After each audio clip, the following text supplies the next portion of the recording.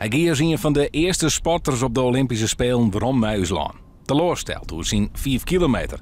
De Vries is weerom, op zijn plaats in de Houlen. Mooie ervaring geweest in Korea, maar ja, toch gaat er weinig boven thuis. Ik kan er wel genieten van als de Nederlanders het goed doen.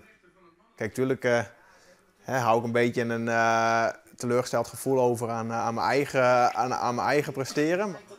Eigenlijk kun je even een paar dagen nergens om lachen, zeg maar. Het is gewoon, je loopt eigenlijk met een knoop in je maag en denk je van ja, je bent er zo lang voor bezig geweest. En dan op het moment dat je het allemaal had willen laten zien, als het dan niet wil, ja, dat is eigenlijk, die teleurstelling, dat appt gewoon dat dreunt heel lang door, zeg maar.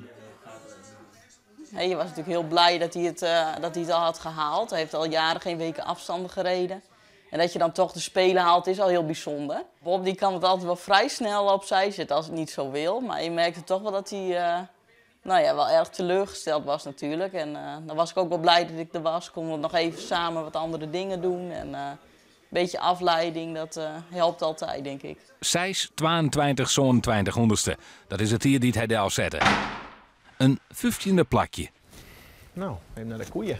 De stal jouwt hem aanleiding.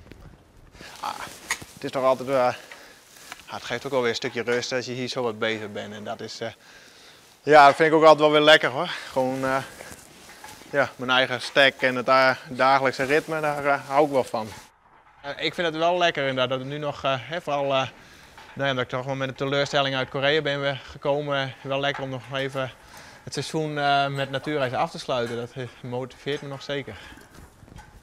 Het is tolvoeren. Wat de orenband thuiskomen van het Pjutterwatersplak en de basiskwallen.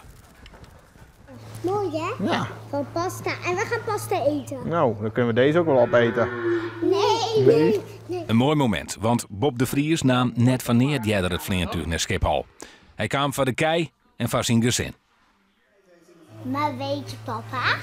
Nou, ging jij eerst shorttrack of ging jij eerst gewoon nou, ik zat wel bij gewoon een club, maar wel op zo'n baantje ging ik eerst. Vond ik altijd ook wel leuk. Ik was al zo lang weg dat ik denk van ja, dan mis ik thuis de vrouw en kinderen ook. En dan ga ik het liefst naar huis. En dan doe ik er denk ik niemand een plezier mee dat ik tegen mijn zin daar bijna nog 2 weken moet zitten. Eigenlijk nu ik thuis ben en ik heb eigenlijk zoveel positieve reacties gehad. Terwijl ik eigenlijk heel slecht gereden heb, dan denk ik toch van ja, eigenlijk moet ik er wel trots op zijn dat ik het gehaald heb.